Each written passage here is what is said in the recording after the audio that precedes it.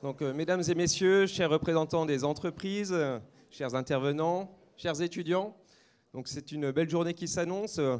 Vous êtes là en nombre, entreprises également. On a plus de 40 entreprises cet après-midi pour le deuxième temps fort de la journée. Donc, je vous en remercie.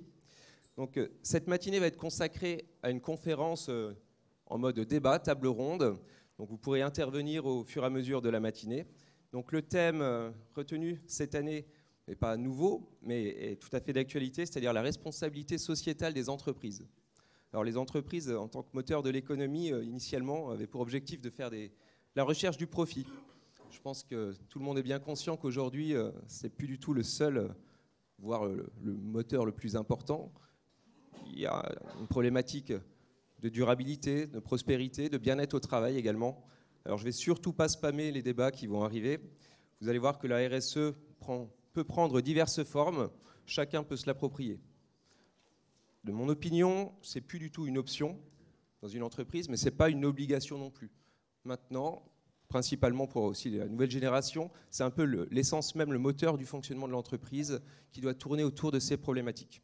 Donc on va débattre de ça tous ensemble.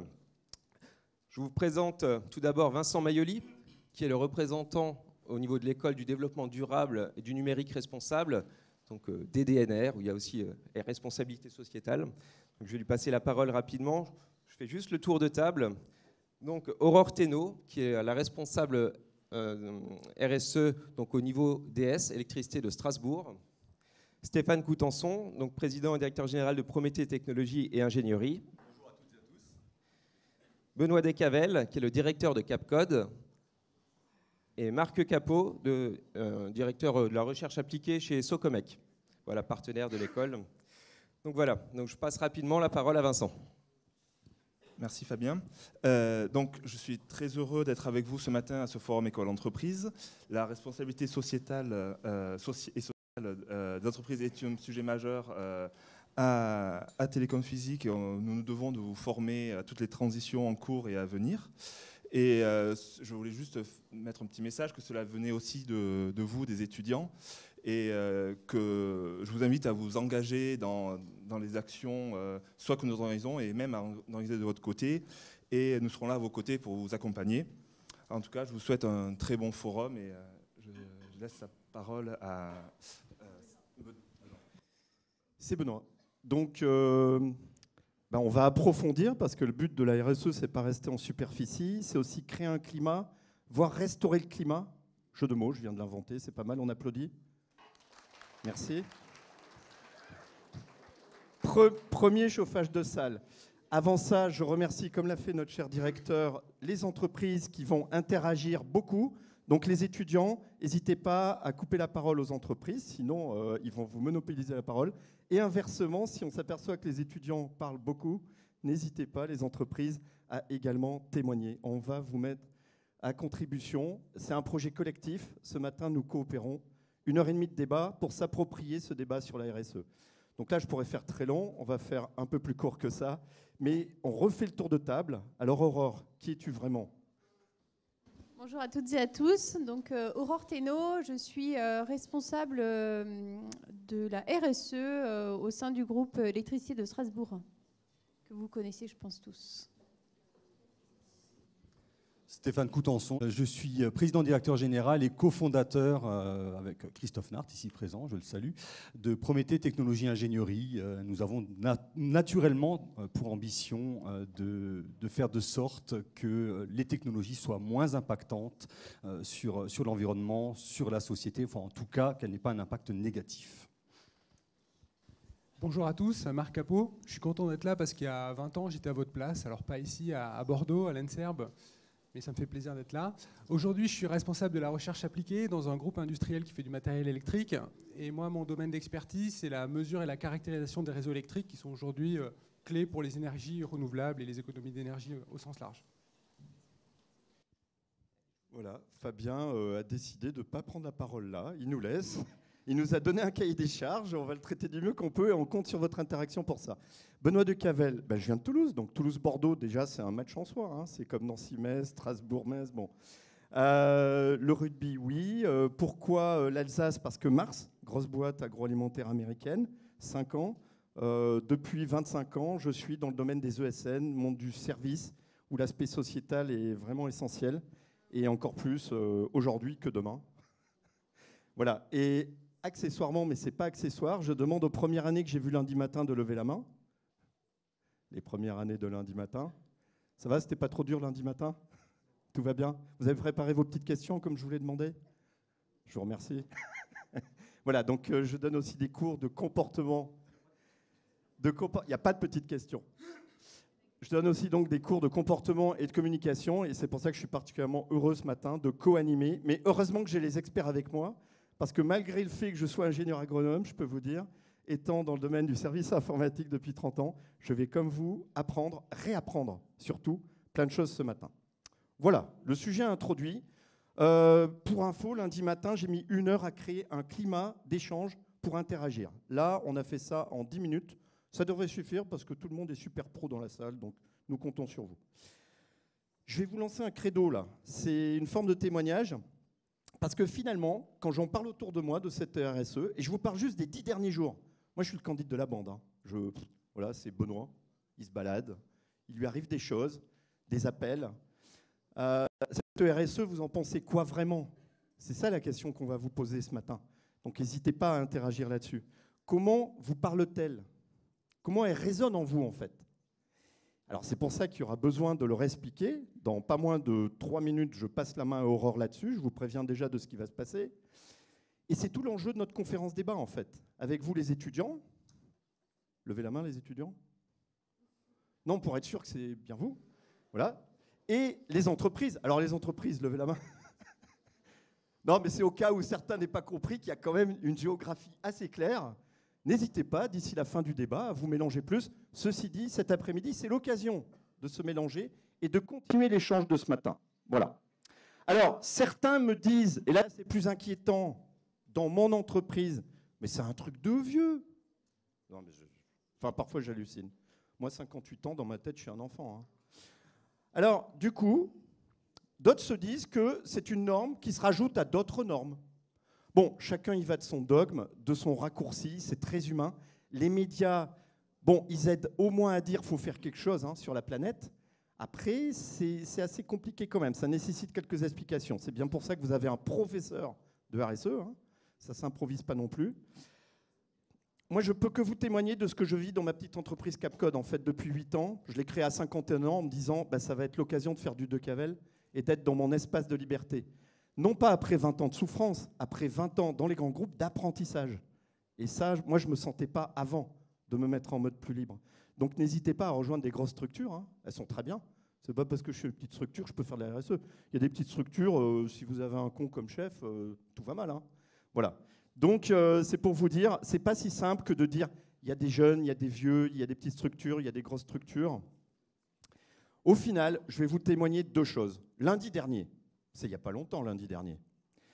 Je propose à mes 2 co-gérants, Laurent et Jean-Noël, 28 ans et 42 ans, et si nous mettions des indicateurs dans le cadre de notre RSE, parce que la veille, j'avais une journée de formation avec un expert de type Aurore, donc je voulais mettre en pratique dès le lendemain des indicateurs. Laurent me regarde, 28 ans, hein. Bon, il a fait une école en face de celle-ci il y a quelques années. Laurent me répond, nous devons incarner la RSE. C'est encore un truc de vieux, là, que tu veux mettre des indicateurs. Donc, ce n'est plus une question, c'est une démarche logique, responsable, pour sauver la planète. Il s'agit de ne plus faire n'importe quoi. Donc là, l'air de rien, je me suis pris ma petite claque, parce que moi, je trouvais pas mal de mettre des indicateurs. Mais il me dit, mais regarde, on a déjà progressé depuis 3 ans. Tel et tel et tel exemple. Pourquoi tu veux rajouter dans notre petite boîte des indicateurs? Bon, ça en soi, c'est déjà un vrai débat. J'ouvre les débats à suivre. Moi, je suis plutôt pour, personnellement. Autre témoignage professionnel. J'étais semaine dernière, 3 jours à Nantes. Bon, je n'ai pas fait que du tourisme, et la mer est assez loin à Nantes. Hein. Alors, j'étais là-bas pour l'association du progrès du management. C'est une association nationale qui forme des dirigeants d'entreprise. 6000 dirigeants d'entreprise. Moyenne d'âge, 50 ans. Et bien, vous savez ce qu'on a fait pendant 3 jours? On a travaillé sur l'exploration des nouveaux mondes. C'est fou, non?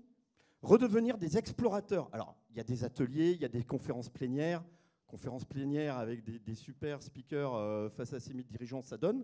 Mais après, vous retrouvez à 30 dans des petits groupes de travail et vous travaillez quelque part, comment travailler pour ces nouveaux mondes, redevenir un explorateur, savoir écouter, partager avec les autres. Pendant 3 jours, il n'était plus question, comme encore à Bordeaux en 2017, la même réunion 5 ans avant, c'était améliorer son efficacité et sa productivité. 5 ans après, c'est comment sauver la planète. Alors là, on se prend tous une claque collective, les 6000. Ah ouais, mais c'est vraiment du sérieux, quoi. Donc je continue. Et il était donc question pour cela de mettre les équipes au cœur du réacteur. On va en reparler de ça.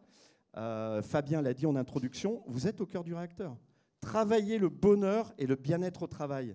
Plusieurs témoignages de dirigeants ont mis ça en avant, bien évidemment. Et la conséquence, du coup, c'est d'améliorer de façon continue notre offre produit en prenant soin des individus, qu'ils soient d'ailleurs collaborateurs ou clients, l'interne comme l'externe. Il s'agit de ne plus stresser les équipes. Au contraire, de bâtir des modèles, écoutez bien, des modèles de coopération. Les maîtres mots sont là. Coopérer, innover. En fait, il y a 2 maîtres mots qui émergent, puisque je suis plus sur le savoir-être, vous l'avez compris. On va travailler aussi le savoir-faire et le contenu juste après. Mais donc, il y a 2 maîtres mots, c'est chercher une harmonie et garder sa curiosité. Voilà, je voudrais vous passer ce mot, notamment aux étudiants, les entreprises, tout le monde. Harmonie, curiosité. L'entreprise doit se réinventer, c'est votre travail, à vous, étudiants. C'est notre appel d'aujourd'hui, nous avons besoin de vous. Il y a une urgence écologique, tout le monde le sait. L'entreprise doit se réinventer, c'est votre travail d'ingénieur challenge à venir, en misant sur la recherche de l'harmonie au travail, afin de mener votre équipage à relever les défis. J'avais dit 1 minute 30 de pitch, je suis à 3 minutes, j'en suis conscient. Mais bon, je me fais un peu plaisir aussi, merci. Alors en 2023, je vous confirme que la RSE n'est surtout pas une démarche de vieux. Bien au contraire, c'est l'affaire de tous. Et comme jeune et futur manager d'entreprise, vous êtes déjà au cœur du réacteur. Je compte, nous comptons sur vous pour accélérer l'adaptation du monde de l'entreprise qui en a bien besoin. C'était un cri du cœur, c'est mon témoignage des 10 derniers jours. Je suis à fond avec vous. Et là, je vais passer la main à Aurore, qui va plus rentrer dans le contenu de c'est quoi la RSE, mais pas que. Je crois que tu as un message là tout de suite. Il y a un message. Dans quelques minutes. Non, c'est pas le message, exactement. Alors bon, c'est sûr, vous avez déjà toutes et tous entendu parler de toutes ces notions-là, du changement climatique, de l'épuisement des ressources naturelles, de stress hydrique, de dégradation de la biodiversité, de soucis au niveau éducation, de l'accès aux biens essentiels, alors pas forcément chez nous, mais au niveau mondial. Toutes ces notions-là, elles ne vous sont pas totalement inconnues. La prise de conscience, comme tu le disais Benoît, je pense qu'aujourd'hui elle est bien réelle. Hein. Nos médias nous bassinent tous les jours avec ces sujets-là au niveau environnemental ou sociétal. Mais aujourd'hui, c'est à nous tous de faire bouger les lignes. Personne ne le fera à notre place et à votre place non plus. Et c'est vous, au niveau acteur, c'est vous qui êtes les plus importants aujourd'hui pour faire bouger les choses. Je ne sais pas si vous avez vu, lundi a été diffusé le 6e rapport du GIEC sur le changement climatique. Alors clairement, ce rapport, il décrit les conséquences de la hausse des températures sur la planète. Et le message clé par rapport à ça, c'est plus que jamais, le temps est compté. La perspective de limiter 5 degrés s'éloigne de plus en plus. Nous sommes déjà là aujourd'hui à 1,1 degré, juste pour vous donner un ordre d'idée. Donc, bon, c'est sûr, les scientifiques se refusent au pessimisme. Des solutions sont là, mais il faut les mettre en application maintenant. Et clairement, le grand message qui nous est passé, c'est le sens de l'urgence. Donc je reprends ce que tu disais, c'est maintenant qu'il faut qu'on se bouge, tous. Alors, je vais essayer de vous expliquer là en quelques minutes la différence entre le développement durable et la RSE. Ça va me permettre de définir ces deux notions-là. Mais avant, au niveau contextuel, j'aimerais vous poser une question. Alors, on va se le faire peut-être un petit quiz à main levée. Aujourd'hui, l'humain consomme beaucoup plus que ce que la Terre peut lui offrir. Je ne sais pas si vous avez entendu les derniers chiffres au niveau du jour de dépassement. Ça vous dit quelque chose, le jour de dépassement? Et alors, le jour de dépassement en France, aujourd'hui, enfin, on va dire en 2022, il était à peu près quand, ce jour de dépassement? En été. Alors, en été, c'était quand Nicolas Hulot était encore ministre de l'écologie. Donc, tu vois, ça remonte à quelques années. En été, c'était exactement ça. C'était, en gros, fin juillet. Et aujourd'hui, enfin là, en 2023, vous pensez que ça va être quand, ce jour de dépassement? Comment? Au mois de mai, tout à fait. Donc, en fait, aujourd'hui, le jour de dépassement, on est au 5 mai. En peu d'années, quand même. Vous voyez un petit peu... Tu veux dire que ça accélère? Ça accélère de manière très, très, très rapide. Alors, la question que je vous pose, elle est inscrite ici. Selon vous, combien de planètes seraient nécessaires à l'humanité si nous avions tous le même niveau de consommation qu'un pays développé comme la France? Alors, on va se faire un petit quiz à main levée. Qui dit 1,6? La question, j'entends, c'est quoi la question? La question, elle est inscrite à l'écran. Alors, qui dit 1,6? Personne, j'en conclus. OK. Qui dit 2,5? OK, ça marche. Et qui dit 3? OK. Bon, alors on ne va pas être aussi pessimiste que ça. La réponse était 2,5. Bravo. Donc, bravo. Bravo vous à ceux qui applaudir ont les répondu 2,5. 2,5. Alors, juste par ordre de comparaison, aux États-Unis, selon vous, c'est combien de planètes à peu près? Pour un 4, 6, 7, 10? Non, alors on va peut-être pas aller jusque-là. Aux États-Unis, on est à 5,1 planètes. Et en Inde, si on prend l'Inde, vous pensez avec leur niveau de vie et... Qu'est-ce que vous en pensez? En Inde? Ah ouais, quand même, 7. 2, 1. Ouais, c'est ça. On se rapproche. On est à 0,8. Donc, vous voyez un petit peu le delta entre 0,8 pour l'Inde et on passe à 5 pour les États-Unis. S'il vous plaît, on baisse un peu le volume parce qu'on ne s'entend pas réfléchir ici. Non, mais je fais un peu provoque. Par rapport à ce contexte, notre rôle aujourd'hui, c'est d'échanger, de trouver des solutions ensemble et d'agir, clairement. Et c'est ce qu'on vous demandera dans vos futures entreprises et dans vos futurs jobs. La RSE, ce n'est pas une personne dans une tour d'ivoire qui regarde et puis qui fait des petits chiffres et puis qui essaye de mettre en place des politiques RSE dans son coin. La RSE, elle est incarnée par chacun des collaborateurs de l'entreprise. Et chacun, que vous soyez ingénieur, secrétaire, enfin peu importe votre taf, vous avez un rôle à jouer par rapport à ces sujets de la RSE. Alors c'est un sujet qui est quand même assez complexe et on va essayer de le simplifier parce que c'est vrai qu'il y a 15-20 ans, on ne parlait pas du tout de ces sujets-là. Comme tu disais Benoît, on était sur des sujets autour de la productivité, on était sur le calcul des marges à fond, le court-termaliste, on ne pensait pas du tout à l'avenir, c'était on va se faire un maximum de fric cette année, clairement.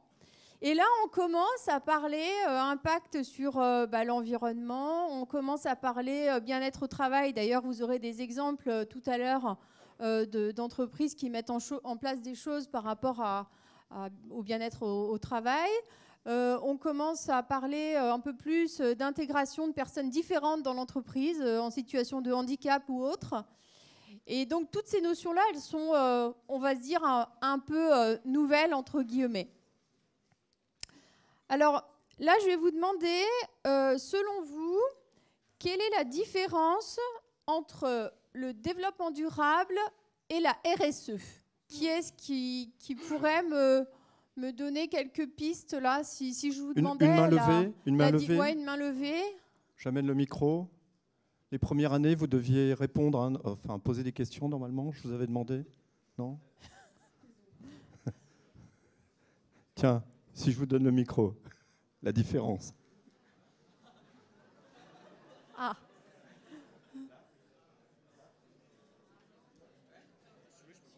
Ah, il a du courage.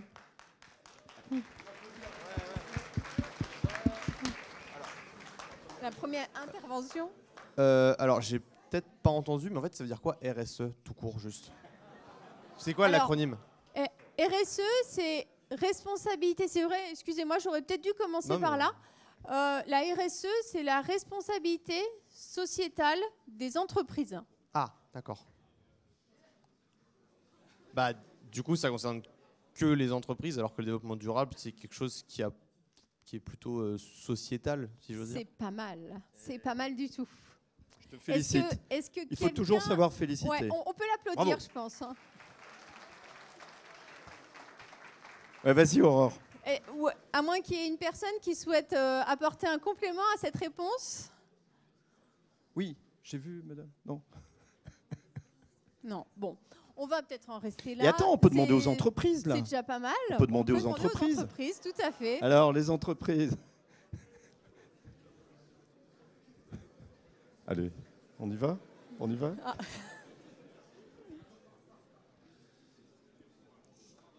Je dirais que la RSE a pour objectif d'aller vers le développement durable, aussi bien au niveau de la société, de l'environnement et de l'économie.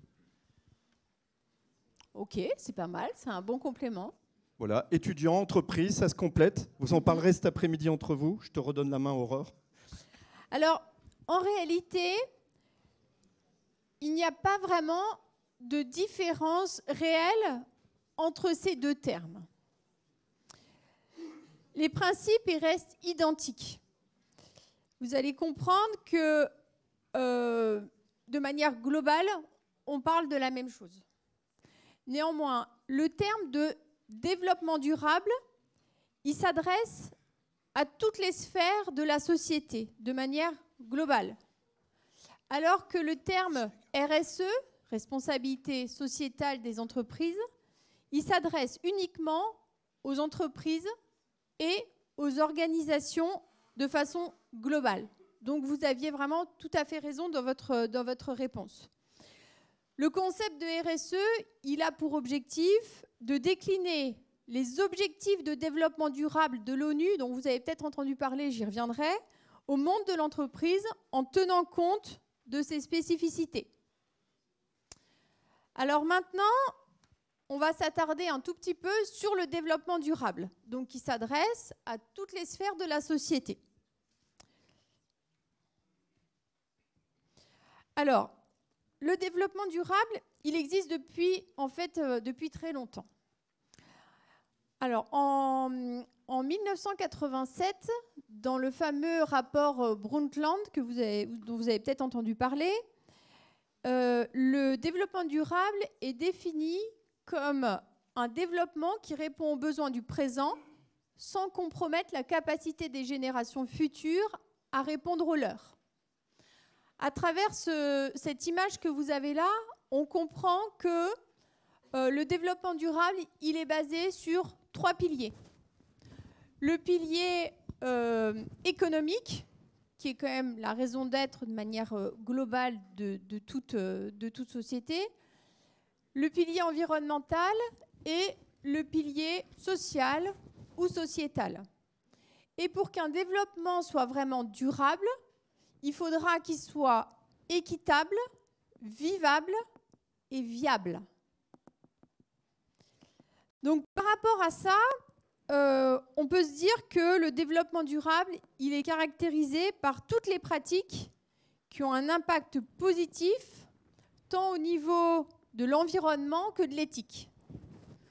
Est-ce que vous avez des questions ou des remarques par rapport à ça? Alors, je vais un peu à gauche, là. À gauche, vous avez des remarques, des questions? Quelles sont vos remarques, madame, par exemple? Je pense qu'effectivement, en tant que consommateur, c'est déjà notre première responsabilité de choisir les produits. Si on veut encourager des initiatives de développement durable, en choisissant des produits qui sont plus locaux, qui sont faits avec des équipes qui favorisent la réinsertion, par exemple. Voilà, tout ce genre de choses qui se développent beaucoup. Et moi, je suis vraiment convaincue qu'en tant que consommateur, c'est comme un droit de vote, en fait. C'est nous qui choisissons les produits. Et s'il n'y a pas de demande, l'offre, elle va mourir progressivement. Donc, c'est à nous de forger les produits de demain, déjà en tant que consommateur. Tout à fait. Merci pour cette intervention. Donc, ça veut dire que chacun de nous, on a un rôle. Quand on va faire nos courses, on a un grand pouvoir avec notre carte bancaire. Clairement, plutôt que d'aller privilégier des produits qui sont fabriqués à l'autre bout du monde, on va essayer de privilégier le local. Pourquoi pas des sociétés en réinsertion qui bossent avec des ESAT ou autres. On peut faire plein de choses en fait dans notre quotidien pour le développement durable. Si je peux rebondir. On m'entend ou on m'entend pas? On m'entend jusqu'au bout? Merci. Voilà. Oui, c'est pas grave. Il est important de comprendre dans tout ça que c'est une question d'équilibre. On est évidemment face à 3 groupes de paradigmes, l'environnemental, l'économique et le sociétal, mais c'est bien une question d'équilibre qui peut être précaire par certains égards, c'est clair, mais il ne s'agit pas pour autant d'aller rejoindre les rangs des ayatollahs, de la décroissance, du nucléaire par opposition ou que sais-je. On pourrait prendre un raisonnement par l'absurde. Qu'est-ce qu'il y aurait de plus écologique à faire pour sauver la planète? Éliminer l'homme. On est d'accord, c'est pas super éthique. Donc, en matière de développement durable ou de RSE par extension, si on prend en compte effectivement les considérations économiques avec plus de prégnance, c'est quand même une question d'équilibre. Alors, dans une entreprise, c'est difficile à mener ce type d'équilibre, et c'est quelque chose qui peut coûter cher, la RSE. Chez Prométhée, on engage beaucoup d'argent dans ces problématiques de RSE. Mais globalement, ça a aussi un impact en matière de retour sur investissement. On parlait avant des fonctionnements en matière de process, comment dirais-je, de chaînes d'approvisionnement, de chaînes de production. Si on peut intégrer de la RSE à tous ces niveaux-là, faire de sorte d'avoir des organes de production qui soient moins impactants en matière de consommation d'énergie ou de ressources matières premières typiquement, et en matière de chaîne d'approvisionnement, puisqu'il est quelque chose qui relève aussi de l'éthique, c'est la transparence et la traçabilité. La RSE, quand on se revendique comme travaillant dans la RSE, il est question évidemment de faire en sorte d'apporter de la traçabilité. Donc sur les chaînes d'approvisionnement, c'est très important d'avoir cette traçabilité, laquelle d'ailleurs peut prendre forme grâce à des outils technologiques, et nous vous invitons à développer ceux du futur.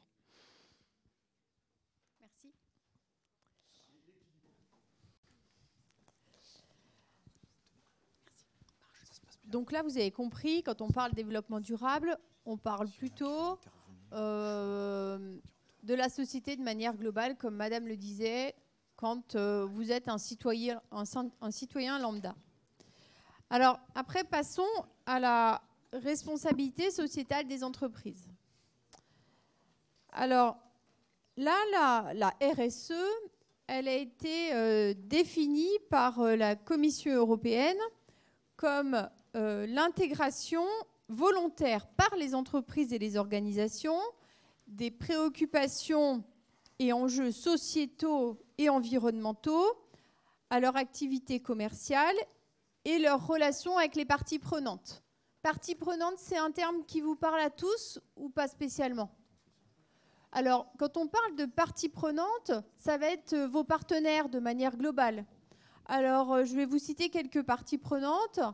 Ça peut être vos fournisseurs, ça peut être vos clients, vos actionnaires. Ça va être également les médias, si vous bossez avec les médias. En fait, c'est toutes les personnes dans l'écosystème de votre entreprise avec lesquelles vous avez des relations, directes ou indirectes. Donc, par rapport à ça, on va se dire que la RSE, elle revient donc à intégrer les problématiques environnementales, sociétales ou sociales dans la politique et la stratégie de l'entreprise. Donc ça revient à ce que je vous disais tout à l'heure. La RSE, Maintenant, on l'incarne tous et aujourd'hui, la plupart du temps, dans la plupart des boîtes, elle est intégrée à la politique de l'entreprise. Les responsables RSE, la plupart du temps aujourd'hui, sont intégrés aussi dans la stratégie de l'entreprise et la plupart sont directement rattachés à la direction générale de l'entreprise. Est-ce que vous connaissez... Ça veut dire qu'on n'a pas le choix, en fait. Quand tu dis c'est directement au niveau de la direction générale, c'est dans la stratégie et derrière, on implémente. Et dans le pilotage de l'entreprise, tout à fait. Donc c'est ce que vous disiez tout à l'heure, les uns les autres, c'est plus une question, oui. C'est parti, quoi. C'est ça. Ouais. Je peux donner un exemple concret de mon entreprise, Socomec. Donc, on est 3500 personnes, on a 101 ans. Et donc, dans les 5 piliers stratégiques de l'entreprise, maintenant, il y a la durabilité, qu'on traduit par 3 grands axes. C'est le bien-être au travail, avec tout ce que ça veut dire, aussi l'égalité, etc. Préserver l'environnement, donc dans nos façons d'habiter notre espace de travail, mais aussi dans la qualité des produits qu'on fait, des durées de vie allongées, des produits qui consomment peu. Et enfin, aussi dans des choix de partenariat, donc travailler donc, avec les fameuses parties prenantes dans des choix qui sont... on va dire, éthique. Je rebondis pour vous donner un tout petit exemple que j'aime bien citer. Vous êtes beaucoup dans le numérique, donc sûrement que beaucoup d'entre vous développeront des services qui tourneront dans des data centers. J'aime bien citer aux États-Unis, sur la côte Est, dans un comté, il y a une concentration, dans un comté de Virginie, il y a une concentration très élevée de data centers. Et en fait, l'énergie qui est produite dans ce comté-là, c'est fait avec du charbon, quoi. Et le charbon, il vient des Appalaches. Et les Appalaches, qu'est-ce qu'on fait? Eh bien, en fait, on arrase les montagnes. C'est moins cher que de creuser, on arrase les montagnes. Donc, en fait, on détruit la biodiversité, on pollue les ruisseaux. C'est une catastrophe. Tout ça pour faire tourner des services numériques. Et donc là, il y a un vrai choix de tous et des entreprises à travailler avec des gens qui sont responsables, de manière très concrète. Voilà. Ça fait cher la vidéo de chat sur Internet. Ouais. Mais c'est vrai que le choix qu'on a fait dans ce débat pour relancer encore plus votre attention, parce que là je suis au fond, je fais une mesure d'attention, on va parler d'exemples concrets, je pense dans 10-15 minutes à peu près, et on va faire que ça après. Donc soyez un petit peu patients, là c'est vrai que ça paraît peut-être un peu global, rébarbatif, mais en fait il faut d'abord en passer par là. Et d'ailleurs, dans le global et assez complexe, c'est pas fini, parce que je crois qu'il y a la grande rosace qui va venir, mais bon, je veux pas te spoiler... Alors, avant ce que tu appelles la grande rosace, c'est donc les 17 objectifs de développement durable que vous connaissez certainement. Avant ça, je vous propose une vidéo qui est assez claire et qui illustre bien ce principe de RSE. L'entreprise de Madame Mirabel, c'est une fabrique de gâteaux à la fraise qui marche bien. Une recette de grand-mère, beaucoup de clients gourmands et tout ça dans un village vraiment sympa. À la fête du village, Madame Mirabel discute avec la cuisinière de la cantine de l'école. Ces gâteaux sont bons, mais trop sucrés pour les enfants. Elle s'aperçoit ensuite que Gaston, son premier salarié, tousse et a mal au dos à cause de cette vieille machine. Elle apprend aussi que Pierre, un jeune du village, vient de se lancer dans la production de fraises. Le lendemain, ni une ni deux, Madame Mirabel prend les choses en main. Côté fournisseur, elle abandonne ses fraises d'Espagne et décide d'aller commander chez Pierre. Elle l'aide ainsi à développer son commerce. Côté salarié, elle achète des masques pour qu'ils respirent moins de farine. Côté client, elle développe une gamme de gâteaux moins sucrés. Côté logistique, après avoir livré tous ses gâteaux, elle passe récupérer les œufs chez Nadine, sa productrice. Ainsi, le camion ne rentre pas à vide. Et elle composte ses déchets organiques pour que Pierre s'en serve comme engrais pour ses fraises. Quels sont les résultats de ces changements? D'abord, de nouveaux clients, les cantines des écoles voisines, adeptes du moins sucré. Ensuite, elle attire un investisseur séduit par ses actions. Elle change alors sa vieille machine, la nouvelle produit mieux, consomme moins et est plus sûre. Gaston et ses collègues sont bien contents. Enfin, invitée par le maire, la télé locale tourne un reportage sur cette PME exemplaire. Et grâce à la nouvelle notoriété de Madame Mirabel, Monsieur Beltoc, pâtissier réputé, lui propose d'élaborer avec elle de nouvelles recettes. Alors, que s'est-il passé? Madame Mirabel a mis en place une démarche de développement durable, concrète et efficace. Elle a écouté les attentes de ses parties prenantes. Elle a pris des mesures environnementales, sociales et économiques. Et comme aujourd'hui tout va pour le mieux, elle compte même se lancer dans les cerises.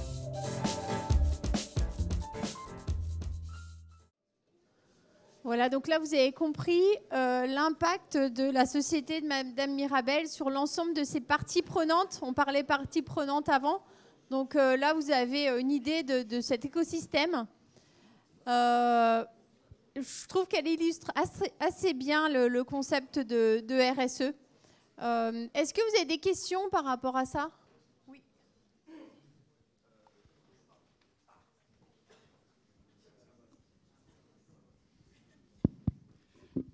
C'est juste que j'ai un petit peu de mal à voir vraiment ce qui était considéré comme du développement durable, dans le sens où là, j'ai l'impression que la vidéo, elle évoque le fait que la réussite de l'entreprise, elle est basée sur ses performances, sur la quantité de produits qu'elle vend, sur on augmente le nombre d'écoles, sauf que le nombre d'écoles qui reçoivent des gâteaux, sauf que ça veut dire plus de camions, c'est-à-dire qu'il faut produire plus.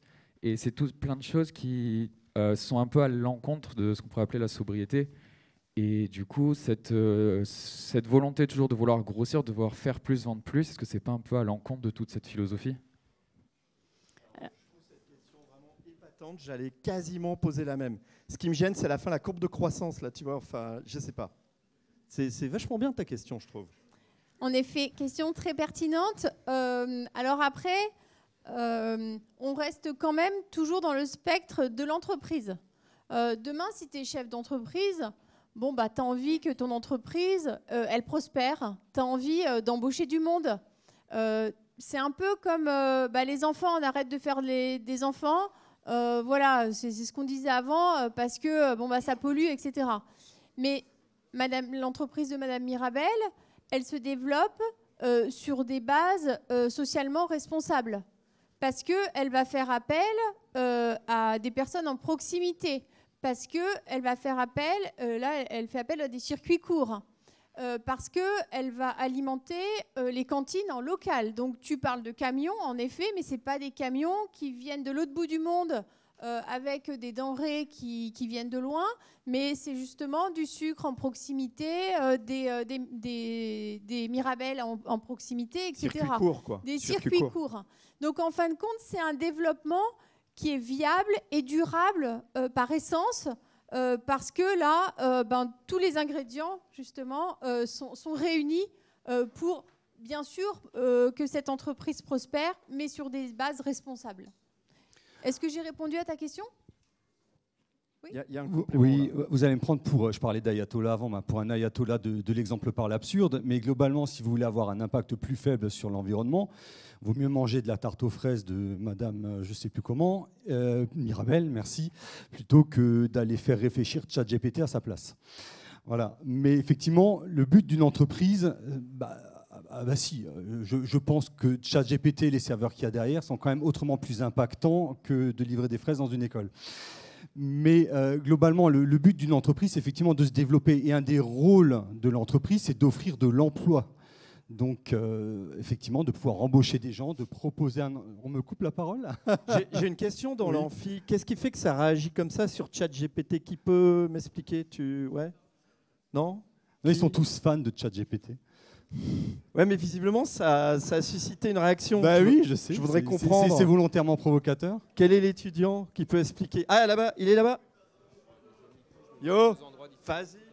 Explique-nous, toi. Premièrement, si on veut parler par l'absurde, la première chose qu'il faut voir, c'est que quand on fait un calcul, par exemple, de l'empreinte carbone de quelque chose, il faut prendre en compte le cycle complet. Et si on veut chercher jusqu'à l'empreinte carbone, la question qu'on peut se poser, c'est d'accord, ok, on va poser une question à ChatGPT au lieu de manger une tarte aux fraises, par exemple. La question qu'on va se poser, et qui est réelle, c'est combien de temps de cerveau je gagne en mangeant une tarte aux fraises et combien de temps de cerveau je gagne en posant une question à ChatGPT. C'est ça la réelle question. D'accord, donc vous, quand vous mangez une tarte aux fraises, vous ne réfléchissez pas, c'est dommage. et puisque vous avez un raisonnement systémique, que j'apprécie par ailleurs, puisque c'est comme ça qu'on fonctionne chez nous, chez Prométhée en l'occurrence, et que vous réfléchissez sur le cycle de vie, posez-vous la question de ce qu'il a fallu pour créer ChatGPT, en matière de serveurs, d'extraction de ressources, de minerais, de consommation d'énergie aujourd'hui et ce qu'il a fallu pour faire la ligne de prod qui va fabriquer des tartes aux fraises. Étant entendu que globalement, il va falloir des tracteurs pour travailler la terre, qu'on va retourner ça avec des charrues et a priori retourner la surface et c'est pas bon non plus. Donc globalement, il faut effectivement avoir ce raisonnement systémique. Et c'est pour ça que c'était volontairement provocateur ce que j'ai dit. Il faut penser cycle de vie et raisonnement systémique. Regarder quelque chose à la loupe, c'est bien un temps, mais il faut le voir dans son système, dans sa globalité. Et ça vaut pour la RSE, ça vaut pour le développement durable, ça vaut pour tout ce que vous allez faire dans votre vie. Voilà. Il semblerait qu'on soit bien compris alors. Ah bah, il y a une question de Fabien. C'est génial. Je ne sais pas si c'est une question, mais c'est intéressant par rapport à ChatGPT. Moi, j'aurais juste une petite formule par rapport à ça. Je pense que ChatGPT, c'est quelque chose qui va ramollir les esprits mous. Mais par contre, les gens qui pensent pourront l'utiliser intelligemment. Et je pense que le débat, il n'a pas besoin d'aller plus loin sur cet outil. Alors, il y avait une question par là-bas. Bravo. Bravo. Il y a une question par ici. Ah, là, regardez. Et il y a moyen d'avoir une bonne recette de tarte aux fraises sur ChatGPT au passage.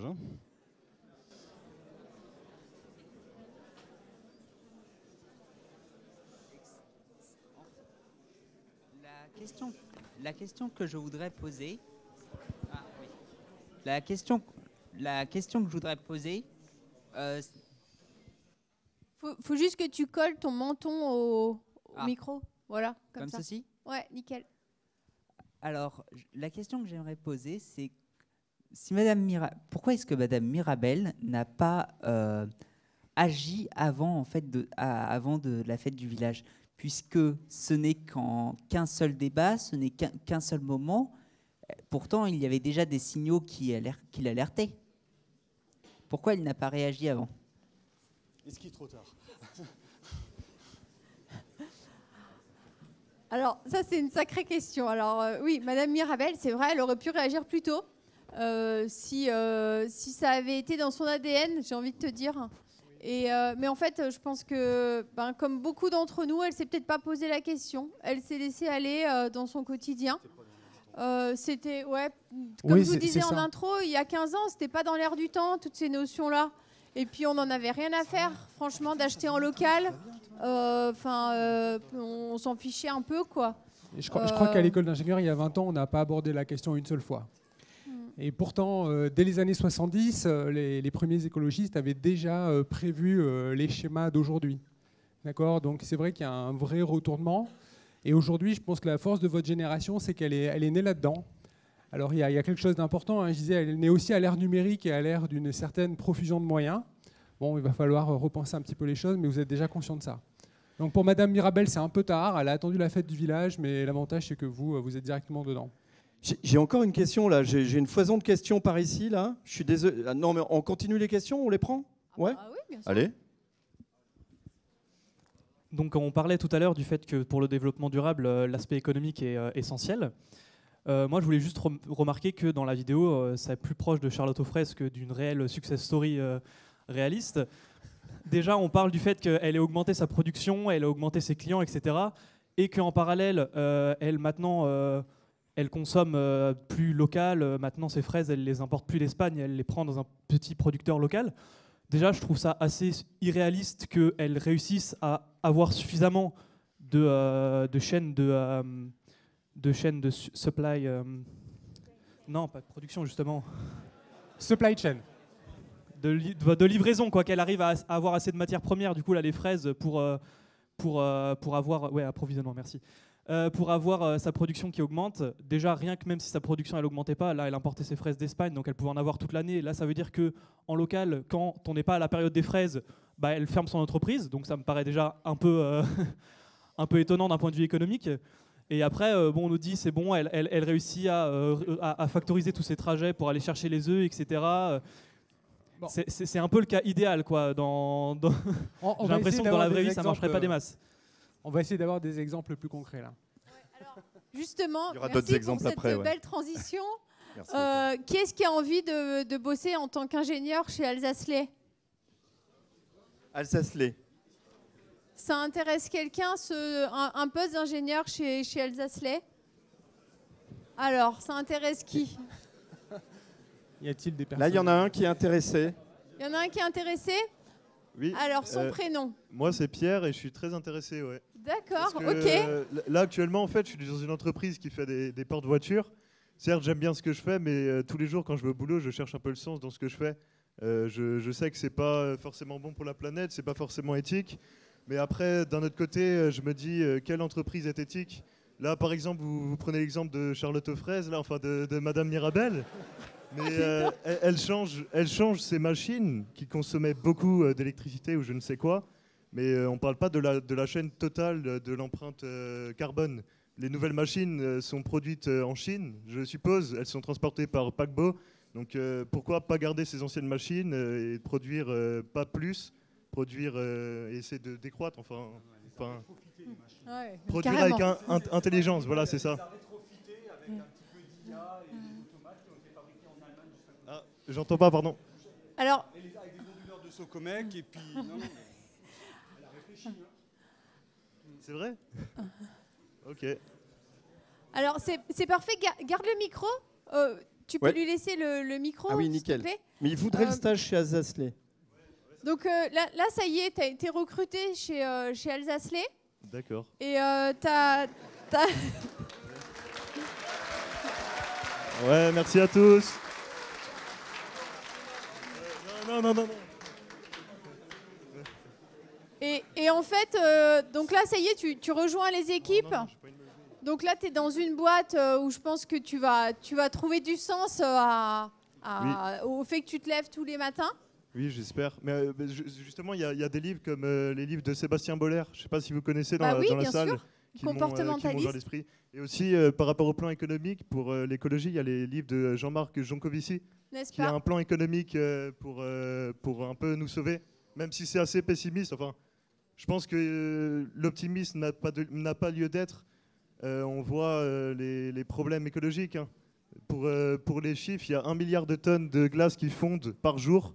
Et à l'été 2019, il y a eu un jour où il y a eu 22 milliards de tonnes de CO2 qui ont fondu. Voilà, c'est un peu 22 milliards de tonnes de glace qui ont fondu. Voilà. Tu as trouvé ces chiffres C'est dans les livres la... de Sébastien Boller. Il y a les références, je les ai plus en tête, mais il y a toutes les références scientifiques dans ces livres. Et tu as également la BD tant... Non, celle-là, je l'ai pas. Tu l'as pas encore? Oui, je l'ai pas. C'est le De réchauffement climatique expliqué à ma petite fille, non? C'est pas ça? Là, non, Ah non, pas ah non, celui-là, c'est l'autre. c'est la dernière de Jean Covici, Oui. qui a été Un monde sans fin. Donc, Oui, Un c'est monde sans la fin, BD oui. qui a été le plus vendue sur le mois de décembre dernier. D'accord. Exactement. Et alors, je l'embauche et sa première mission, c'est donc il est ingénieur packaging en fait. Hein. D'accord. Et ta première mission, parce que là, on lance un nouveau yaourt. C'est un yaourt à boire. Et en fait, tu sais, c'est un yaourt, comme il se fait beaucoup, plein de protéines, plein de vitamines pour essayer de nous booster tous, citoyens si fatigués. Et donc, justement, il va falloir que tu t'occupes de la chaîne de production dont tu parlais, là, de chez Madame Mirabel. Oui. Et donc, c'est quoi tes priorités par rapport à cette chaîne de production si tu intègres la RSE tout de suite dans ta prise de poste? J'essaierai que cette chaîne consomme le moins d'électricité possible. Enfin, je sais pas, c'est un peu compliqué comme question. Ben non, mais c'est bien, c'est ce que j'attends. Vas-y, J'essaierai pousse. d'avoir le moins d'automatisme possible. Je pense que ce qui est important, c'est d'avoir des hommes qui travaillent, parce que si on est dans la démarche de pas décroître, mais d'être plus écologique, le mieux, c'est d'avoir de plus de main-d'œuvre et le plus de personnes possible dans une entreprise. Ouais, ok. Et après, quand tu parles de... ta chaîne de production, elle va consommer le moins d'énergie possible. Oui. Après, si ton elle est en énergie, France, elle ça vient va. d'où? Si c'est de l'énergie nucléaire, ça va en vrai. Au niveau des émissions de CO2, ça va. Les Ah, déchets t'as bien lu nucléaires, Jean Covici, toi. Hein. Oui, c'est Ah ça. ouais, Non, carrément attendez, fan de faut Jean arrêter Covici. faut arrêter de dire qu'il est sponsorisé par le lobby nucléaire. C'est pas vrai. C'est chez ES C'est en vrai fait qu'il- que je vais te il aime- recruter. C'est vrai qu'il aime bien le nucléaire, mais voilà. Ce qu'on peut dire aussi, c'est que tu vas peut-être essayer d'aller voir les équipes techniques d'Alsace-Lay en leur demandant d'installer des panneaux photovoltaïques sur le toit de ton usine. Tu vas pouvoir faire de l'autoconsommation avec les panneaux photovoltaïques qui sont sur le toit. Tu vas peut-être pouvoir faire un partenariat avec une autre usine à côté, donc une vraie partie prenante. Et là, tu vas peut-être pouvoir récupérer la chaleur fatale de cette usine-là pour l'intégrer au niveau de ta chaîne de production. Enfin, vous aurez compris, c'est ça la RSE. On ne se pose pas en se disant bon bah voilà, on va acheter une machine en Chine, notre chaîne de production c'est comme ça, et puis nos packaging, on s'en fout de ce qu'il y a dedans. Aujourd'hui, on se pose des questions, on interroge notre écosystème, nos parties prenantes, et vraiment c'est une vision systémique qu'il faut que vous ayez dans vos futures entreprises. Et vous êtes acteurs, comme on le disait depuis le début. D'accord. Merci beaucoup. Merci pour la réponse.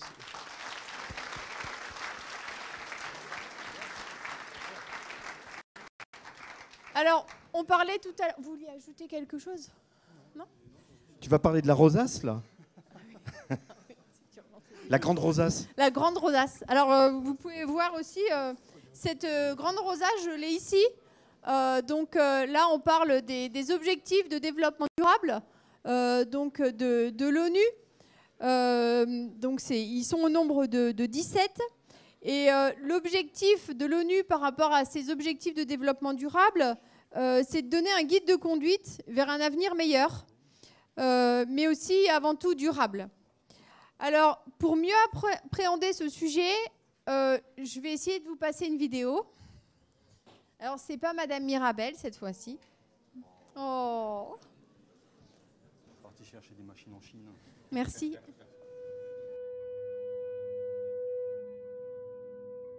We can be. We must be the first generation to end extreme poverty. The generation Most determined to fight injustice and inequalities. The generation that saves the planet from climate change. And this is how it will get done. The global goals. A 15-year plan For everyone, everywhere.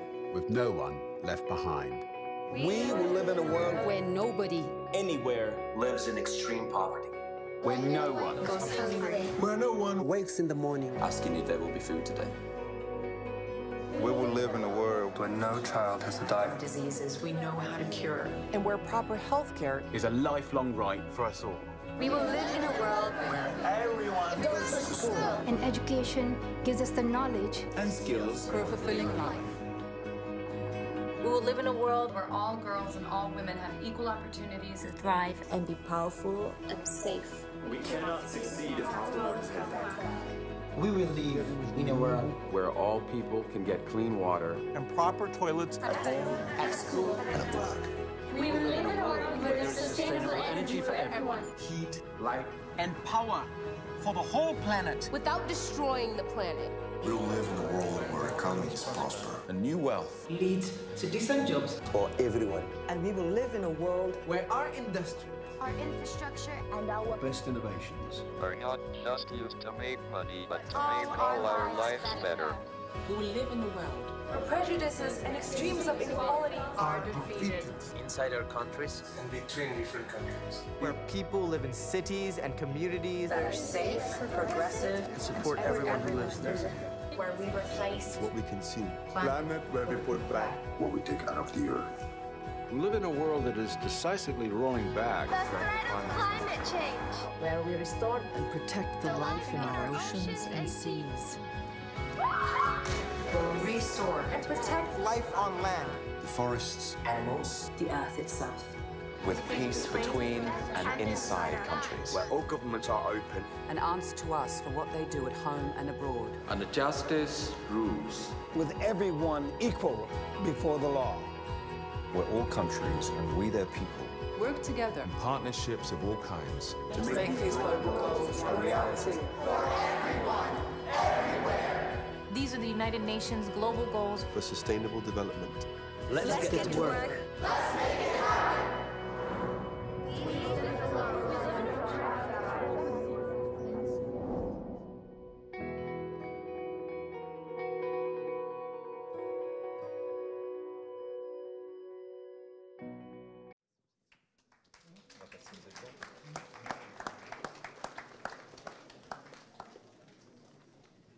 Donc là, c'est une manière assez bien illustrée de vous faire découvrir les 17 objectifs de développement durable que chacun d'entre nous devrait connaître.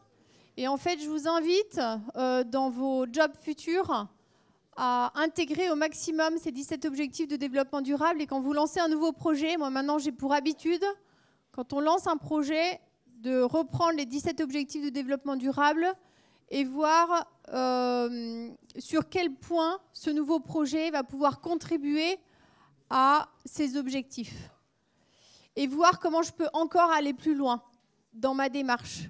Je ne suis pas seulement sur, voilà, je mets des panneaux photovoltaïques sur un toit, ou j'intègre le travail de personnes en situation de handicap ou un ESAT pour l'entretien de nos locaux, mais je vais chercher exactement à quoi ça va pouvoir contribuer. Et vous verrez, c'est un exercice très sympa à faire et qui va beaucoup, beaucoup plus loin que ce qu'on peut imaginer. Vous avez des questions par rapport à ces fameux ODD?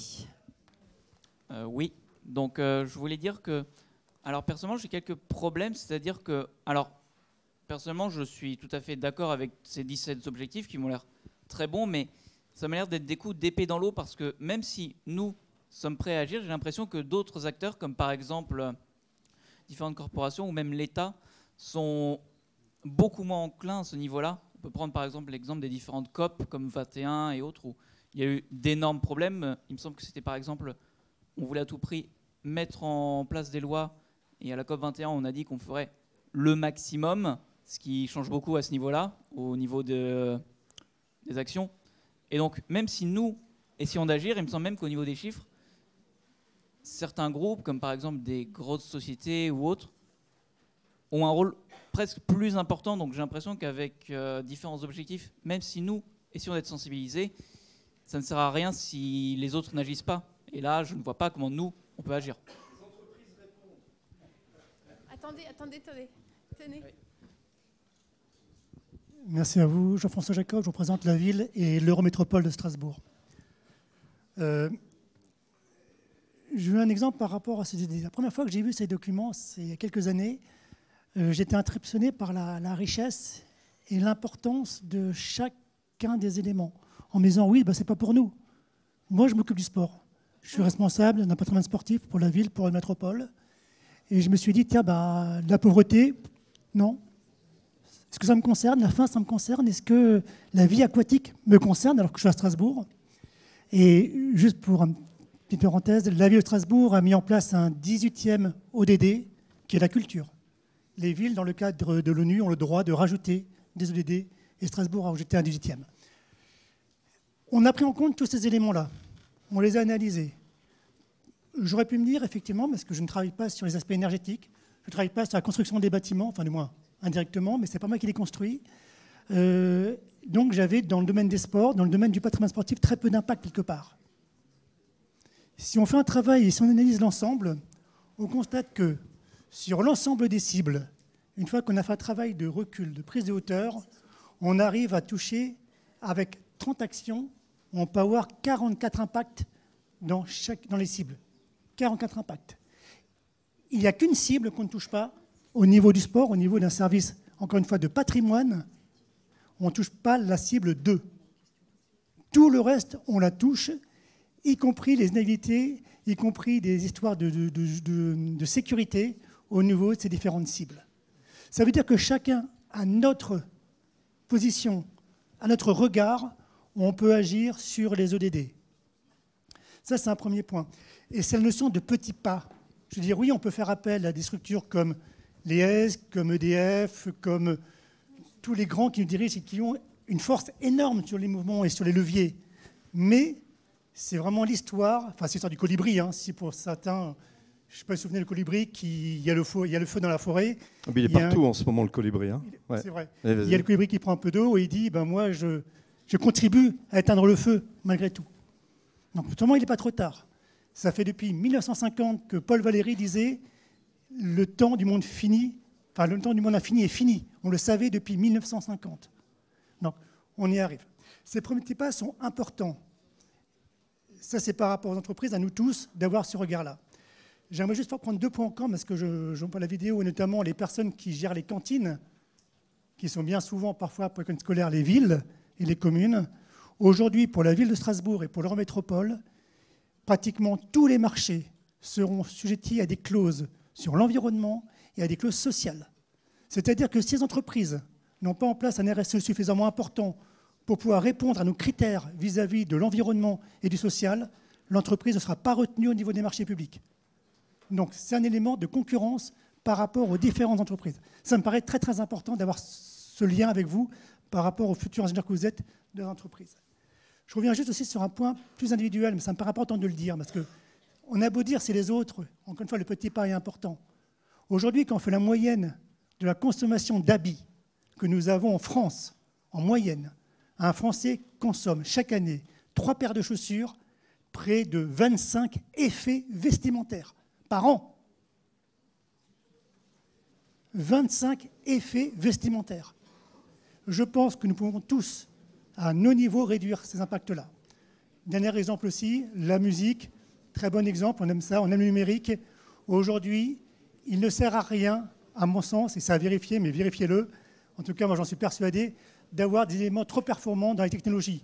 Ça surconsomme pour pas grand-chose. Voilà, j'en ai fini.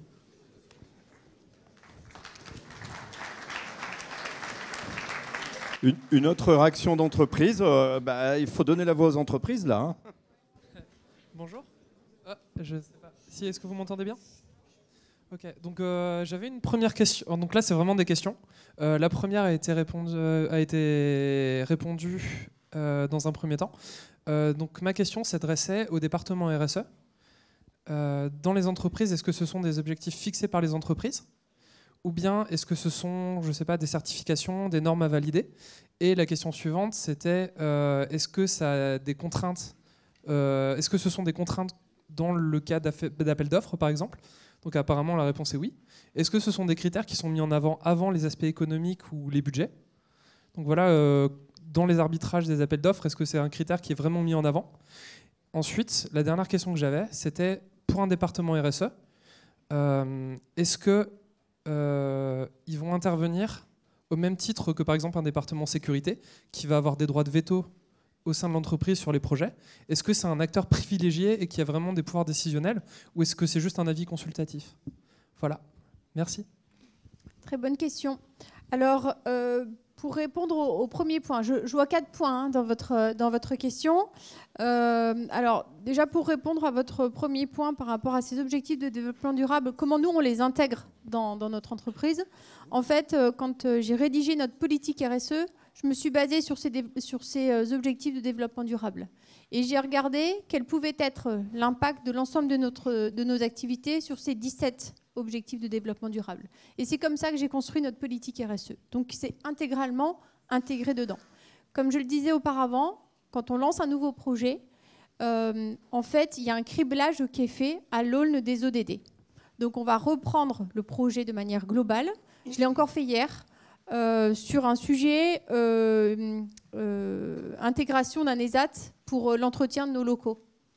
On ne peut pas s'imaginer, comme vous, par rapport à ce que vous disiez sur le sport, la culture, on ne peut pas s'imaginer les impacts positifs de faire bosser un ESAT pour l'entretien de nos bureaux. C'est impressionnant. Enfin, si tu prends cela, en gros, tu en as 13 qui sont optionnés pour ce projet-là. Après, par rapport aux normes, oui, tu as une norme qui est la norme 26 000, qui reprend tous les objectifs DD que tu as là au niveau de l'ONU. Ta troisième partie de question était sur est-ce que la RSE maintenant c'est une contrainte au niveau des appels d'offres, etc. Monsieur de l'Eurométropole de Strasbourg, eux au niveau des cantines, ils l'intègrent dans leurs appels d'offres. Hein. J'avais lu d'ailleurs maintenant les cantines bio, les repas végétariens, etc. Tout ça c'est intégré dans les appels d'offres, ce qui est vraiment très très bien. Et nous, c'est pareil. Maintenant, donc là, j'ai monté un groupe de travail avec le département achat. Et donc, ça s'appelle achat durable. Et donc, on intègre directement dans nos cahiers des charges un chapitre complet sur la RSE. Donc, où il y a des contraintes à respecter. Parce que c'est aussi devoir de vigilance. Nous, on ne peut pas faire bosser n'importe qui, n'importe comment. Et si tu veux, c'est ta responsabilité en tant qu'entreprise d'être nickel d'un bout à l'autre de ta chaîne. Et après, pour répondre à la dernière partie de ta question, alors, il y a encore quelques années, ton avis, au niveau RSE, il était vraiment consultatif. Et en fait, je vois une évolution énorme. Aujourd'hui, à mon avis, il est de moins en moins consultatif. Et il est de plus en plus, oui, si au niveau RSE, on n'est pas bon, non, on ne va pas faire. Ouais, je peux rebondir là-dessus. C'est une réalité dans les entreprises parce que de toute façon, le cercle doit être vertueux. Il faut qu'on puisse travailler avec les bons fournisseurs. Il faut que nos clients nous attendent aussi. Donc, ça s'impose. Je voudrais rebondir sur ce que dit Aurore.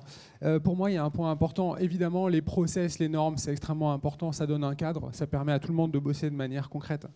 Par contre, je voudrais témoigner quelque chose de très simple et basique. En fait, les technos, elles sont quand même faites par des ingénieurs. Les innovations aussi. Donc, on a beau avoir des cadres, on a beau avoir des process, on est vraiment nous-mêmes réellement engagés personnellement dans les technos.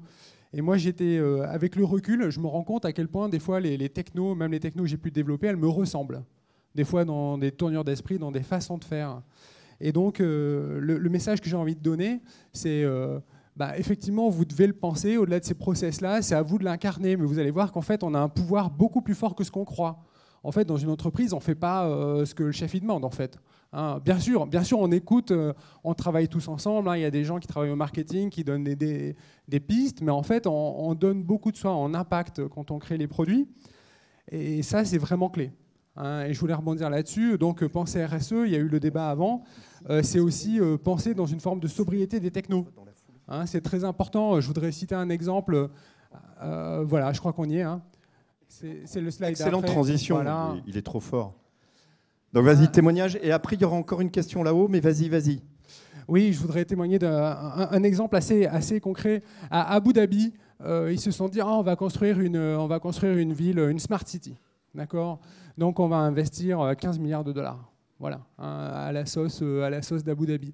Et en fait, qu'est-ce qui s'est passé ? Ils ont fait bosser plein de gens, et les gens, ils ont fait de la techno. Ils ont mis des capteurs, des data centers, etc. Et qu'est-ce qui se passe aujourd'hui ? En fait, ça ne marche pas. Hein, la ville devait y avoir 50 000 habitants, finalement, il y en a 2000. Et la mise au point des systèmes, ça ne marche pas. Pourquoi ? Parce que les gens, ils ont raisonné uniquement par la techno. Ils n'ont pas eu ce driver fort de réfléchir vraiment à la valeur, à ce qu'ils voulaient porter. Et à la fin, c'est contre-productif. Okay ? Donc la techno, ce n'est pas une solution, mais le message, pour moi, c'est en fait l'ingénieur doit s'accaparer ces sujets-là et les porter. Et de mon point de vue, il est vraiment au cœur de la chose.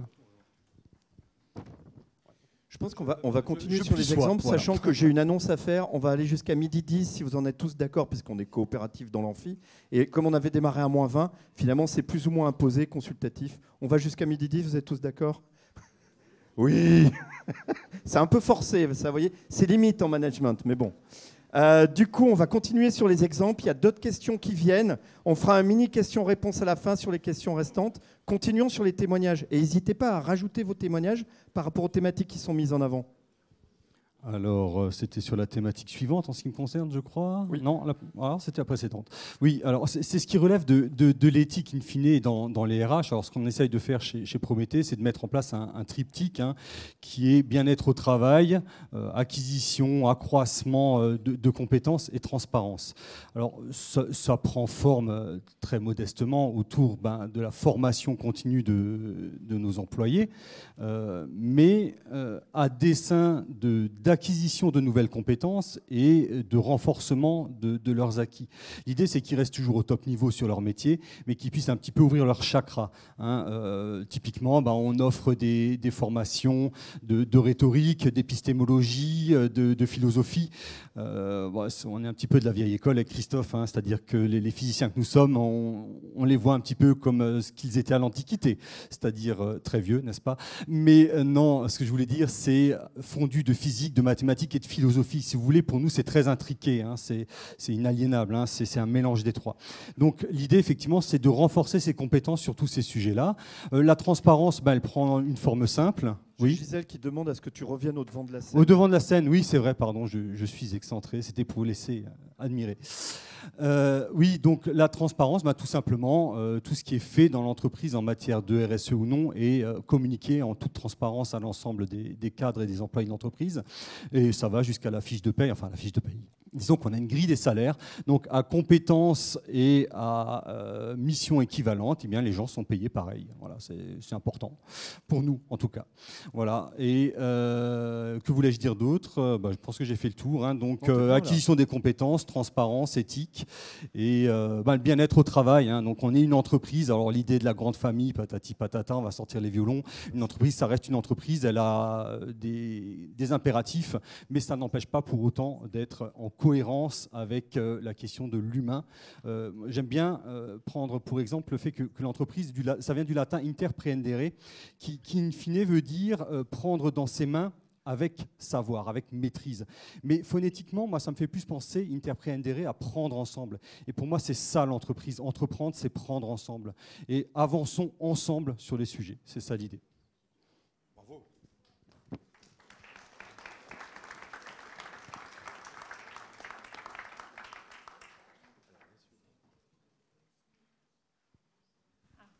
C'est à nouveau Aurore qui venait de me dire, j'ai l'impression de monopoliser la parole, mais vas-y Aurore, l'énergie c'est important.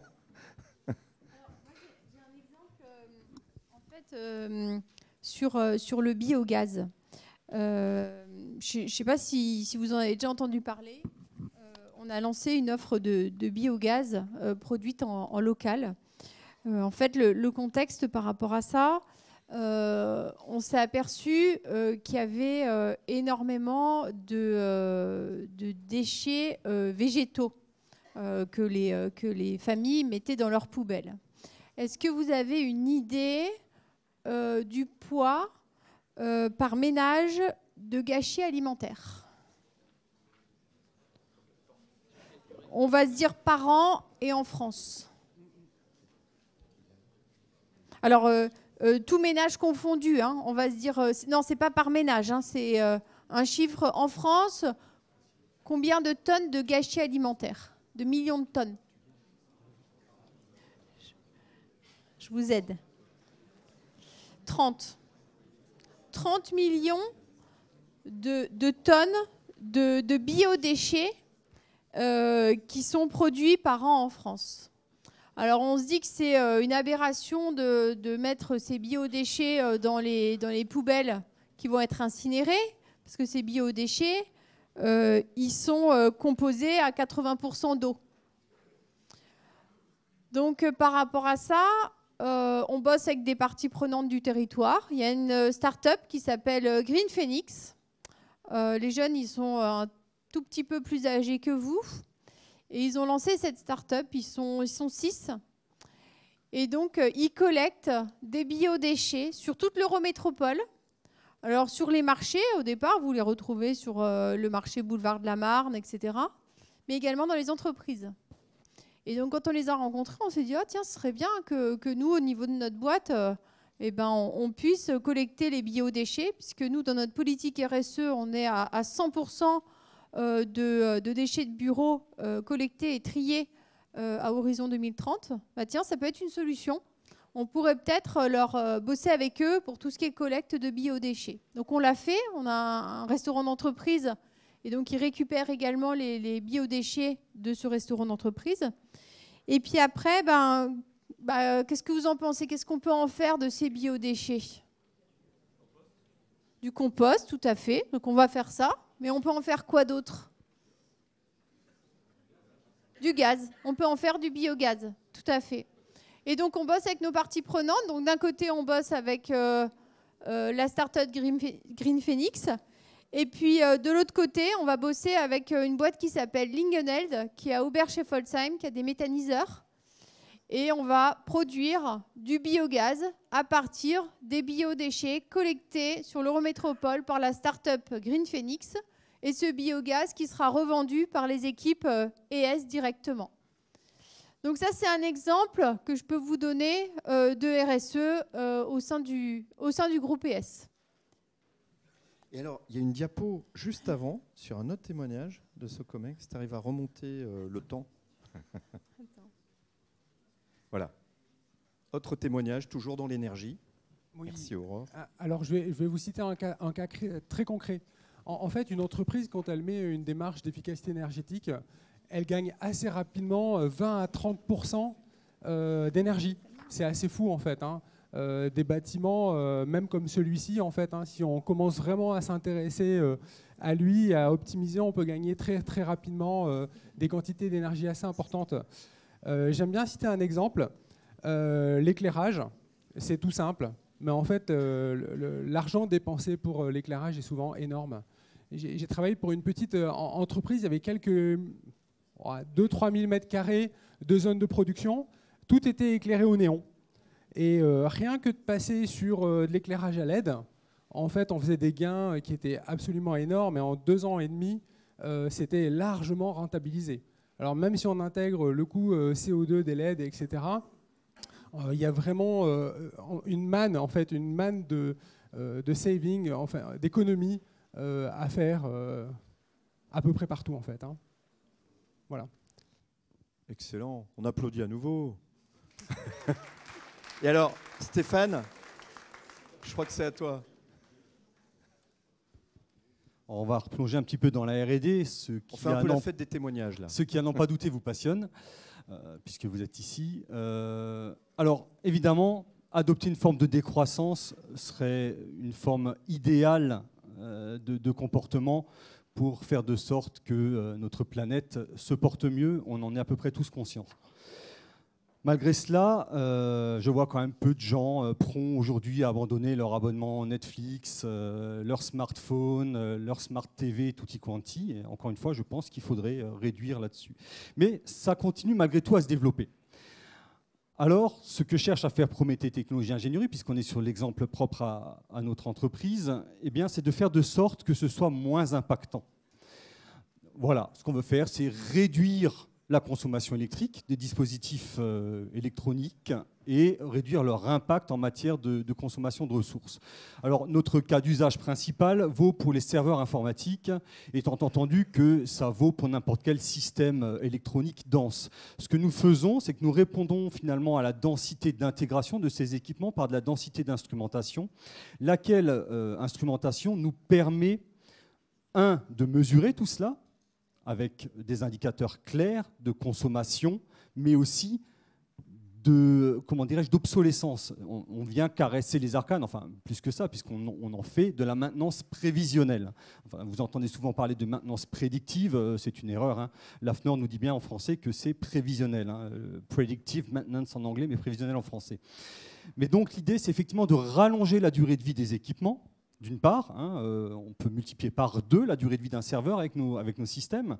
Donc, en matière d'impact écologique, c'est assez énorme. Vous vous doutez bien que démanteler un serveur, ça a un coût écologique, puisqu'on va détruire cela, on va le transporter, on va devoir recycler peu ou prou l'ensemble des composants, encore qu'il y en a certains qui vont nous embêter. Il va falloir de nouveau recréer un nouvel équipement. Donc, opérer des extractions minières, de l'intégration, du transport, enfin tout cela, ça n'est pas neutre. Donc, multiplier par 2 la durée de vie d'un équipement, c'est quand même assez phénoménal en matière d'impact écologique. Parallèlement à cela aussi, puisqu'on établit quelque chose qui prend la forme d'un carnet de santé des équipements, eh bien, on est capable de les utiliser au juste usage. Typiquement, vous me pardonnerez cette métaphore, on ne va pas utiliser un bazooka pour aller abattre une mouche et, à contrario, on va éviter la tapette à mouche pour s'attaquer à un éléphant. Donc, globalement, mais vous rigolez, mais il y a des gens, c'est comme pour les bagnoles, ils veulent la plus grosse. Quand ils veulent un serveur dans un data center, ils veulent la baie complète, ça consomme 48 kW et ils vont faire tourner 3 VM avec Word dessus, quoi. Donc, à un moment, il faut essayer de rationaliser tout ça. Et c'est ce qu'on essaye de faire aussi, c'est rationaliser les usages, augmenter la durée de vie et diminuer la consommation électrique, puisqu'avec nos systèmes pilotés, on arrive à la diminuer d'environ 20 à 25%. Donc voilà concrètement ce que nous faisons, nous, en matière de R&D, pour essayer de faire de sorte, face à la poursuite des développements technologiques, faire de sorte, disais-je, de réduire leur impact. Et c'est là que les ingénieurs sont attendus. Un autre exemple, hein, très concret, donc on fabrique des onduleurs pour les data centers. Aujourd'hui, il y a des productions chinoises pas chères qui sont, on va dire, agressifs en termes de tarifs. Quand les onduleurs sont morts, en fait, il faut les remplacer. Voilà, il faut les changer. Donc aujourd'hui, nous, on essaye de travailler donc, sur des systèmes qui sont beaucoup plus modulaires, donc avec un bâti de machine sans électronique, parce qu'un bâti de machine, ça peut durer 40 ans, 50 ans, avec une électronique de puissance donc modulaire et qui se répare. D'accord ? C'est pas parce qu'il y a quelques capas qui sont mortes qu'on va jeter des processeurs, surtout pour une fonction. Enfin, le processeur suffit pour la fonction pour les 15 ans qui viennent. Donc on est vraiment dans une optique qu'on essaie d'appeler le forever young, hein, garder la performance pour le client, mais surtout lui garantir une durée de vie allongée. Et à la fin, un coût total énergétique et un coût total carbone qui soit adapté, quoi. Et pas je prends, je jette, comme les 25 vêtements qu'on porte tous. On a aussi cette responsabilité-là dans le monde de l'entreprise, dans les choix qu'on fait, quoi. En matière de retour sur investissement, il y a aussi, c'est pas neutre, c'est le coût total de possession. Typiquement, rallonger la durée de vie d'un équipement. Alors évidemment, les fiscalistes d'entreprise qui veulent amortir ça en 5 ans pour des raisons fiscales vont hurler. Mais globalement, doubler l'usage d'un équipement, ça a un impact fort sur le coût total de possession, sur la gestion des actifs de l'entreprise. Même si quand on parle business, c'est souvent un peu compliqué. Parce que donc on s'investit beaucoup dans la maintenance préventive, prévisionnelle, prédictif, le fameux prédictif avec beaucoup d'IA derrière. Ça perturbe beaucoup les gens dans le monde de l'entreprise parce que ça change complètement les business models. Hein, aujourd'hui, on a l'habitude de débarquer chez le client tous les 5 ans et lui mettre une belle facture parce qu'on change du matériel. Donc aujourd'hui, ce n'est pas dans le sens RSE, on veut aller vers le prédictif et ça nous oblige aussi à repenser nos business models et nos façons de consommer. Mais c'est vrai pour tout, hein. Tu parlais de Netflix avant. Oui, consommer Netflix, ça coûte pas cher, mais c'est énormément de ressources. Est-ce que ce business-là, il ne va pas changer aussi ? C'est une vraie question. À nous de le faire changer. Bravo, messieurs, on applaudit très fort, là. Alors, un dernier ODD, et pas des moindres, sur alors, la diapositive, elle y est. Ah bah magnifique. Du coup, je vais démarrer. C'est mon seul témoignage finalement, au-delà de l'animation de cette formidable équipe. En fait, ça démarre déjà sur le constat que dans le numérique, mais bon, il y a d'autres professions aussi où c'est le cas, dans le monde de l'entreprise au global, déjà au niveau, on va dire, top management, il y a un déficit de dames. Bon. Et après, quand on rentre plus dans les métiers middle management ou technicien, il faut avec le numérique, il s'est passé quelque chose que tu vas nous expliquer. Et après, je vais vous apporter mon témoignage d'entreprise, comment j'ai fait changer les choses en 18 mois sans le savoir. Vas-y. Non, j'ai écouté l'autre jour une information hyper intéressante sur le technoféminisme. Et ils sont revenus sur quelque chose qui est assez clé. En fait, au début du langage informatique, c'était essentiellement des femmes qui codaient. Pourquoi ? Parce que c'était elles qui avaient souvent la maîtrise des outils dactylo, etc. Et quand l'informatique s'est développée, c'est devenu, on va dire, du hardware, avec beaucoup d'électronique et des entreprises qui se sont montées, et les hommes ont complètement pris le pouvoir. Je crois que c'est une dame qui a créé ADA. Alors ADA, j'ai commencé ma carrière professionnelle dans les métros avec des langages ultra sécurisés. Qui s'appelle Ada. Et en fait, Ada, c'est le prénom d'une dame qui était à l'origine des langages. Parce que ça années 50, 60 ? Ouais, dans ces eaux-là. Voilà. Ça a vraiment commencé comme ça. Alors après, il se passe l'effondrement. L'effondrement et très peu de femmes dans le monde de l'informatique et du codage. Et pourquoi ? Ah, ça c'est beaucoup de pouvoir chez les hommes dans des entreprises qui ont beaucoup fabriqué de matériel, et ils se sont dit c'est plus de la capacité de ces dames, c'est trop scientifique, trop mathématique. Bon, je te remercie. Là, et comme il me regarde comme ça, je me dis ok, c'est à moi de témoigner. Alors c'est un témoignage plutôt intime, ça veut dire qu'à un moment donné, la RSE, tu fais ça en codir, tu fais ça à l'abri, tu fais ça en interne, tu fais ça en invitant les opérateurs. Enfin, c'est toute la chaîne qui doit réfléchir, mais c'est assez intime. Donc là, je vais me livrer un tout petit peu, mais sans trop, ça va, je prends pas trop de risques. Il y a 2 ans et demi, j'arrivais à une dame sur 25. Donc là, on se dit, il y a un problème. On était monté à 2, c'était pas mal. Voilà, mais il y a une alternante, ça l'a pas fait. Bon, sur ses capacités d'ailleurs, ça l'a pas fait. C'est important de dire ça aussi, à égalité par rapport aux hommes. Et je fais un comité de direction, comme semaine dernière, quand mon fameux Laurent de 28 ans, il me dit, mais la RSE, il faut l'incarner. Donc là, on est un peu plus fiers qu'il y a 18 mois. Qu'est-ce qui s'est passé dans ce comité de direction? Je dis à Laurent, mais t'es fier comment, toi, du fait qu'il y ait juste une dame? Il dit, mais Benoît, je suis pas fier. Hein. Ah bon? Mais tu m'en parles un peu plus? À la limite, j'ai honte. Hein. Enfin, donc je lui dis, mais c'est juste génial ce que tu me dis là, parce que moi, c'est pareil. Donc on va y mettre un indicateur. Il me dit, alors toujours Laurent, hein, non, on va pas mettre d'indicateur. Il faut changer tes pratiques. Alors pas ses pratiques à lui, il me dit toi. Alors du coup, je me suis dit, mais donc ça veut dire dans mon recrutement, je déconne. Et c'est vrai que historiquement, depuis 20 ans que je fais le job, 25 ans, j'étais beaucoup par cooptation et finalement entre mecs. Et du coup, la cooptation m'a amené des profils hommes. J'ai externalisé mon recrutement parce que de toute façon, je me disais, allez, ça fait 20 ans que tu fais la même chose, il faut changer, plus commerce, plus lobbying, plus gérant d'entreprise. Et j'ai lâché enfin le recrutement. Et là, c'est tout bête, hein, mais un recruteur externe a fait différemment, plus par le digital, et on est passé de 1 dame à 9 dames en 18 mois. Donc au final, on est arrivé à des statistiques de l'ordre de l'ES, puisque j'avais vu 30%. Et maintenant, vous allez me dire, oui, mais la suite, Benoît, c'est qu'à ton comité de direction, tu es une dame. Ce n'est pas encore le cas. Voilà, je voulais apporter ce témoignage de changement, prise de conscience. Et qu'est-ce que tu changes dans tes pratiques? C'est le côté curieux de tout à l'heure, se remettre en question, mais pas l'autre. Laurent, il me dit, toi, ah, nouvelle claque, ok, je change. Merci à vous. Autre... Et je crois que tu conclus sur ce sujet-là. Juste un point, vous l'aurez remarqué, c'est-à-dire qu'in fine, en matière de RSE, il s'agit de recruter des compétences. Voilà, d'où qu'elles soient. Fabien nous dit de passer à la petite synthèse, il a raison, mais on était pile poil, c'est le bon moment. On est bien. Il reste 5 minutes. On va réouvrir avant de te redonner la main avec Gisèle sur plus, voilà, un tour d'horizon. Il y a une question là qui va se poser tout de suite et on aimerait bien avoir vos témoignages d'action. Là, c'est quoi vos actions? 2-3 actions. Vous nous en parlez par rapport à la RSE. N'hésitez pas, création de start-up, changement de modèle, les entreprises, les étudiants. Ta question, c'était quoi? Tu vois, je ne t'ai pas oublié. Hein. Moi, c'était une question à propos des ODD. Donc, il y avait, je crois, c'était la numéro 8, qui parlait de croissance économique. Voilà. Et donc, au début de ce matin, on a vu du coup qu'en France, pour continuer à vivre pareil, il fallait 2,5 planètes. Et donc, en sachant ça, comment on allie ça avec du coup de la croissance économique et se dire on produit plus pour gagner plus, mais à la fois on n'a pas assez pour continuer au même rythme. Croissance économique, c'est pas forcément produire plus déjà. Hein. Alors oui, on peut produire plus.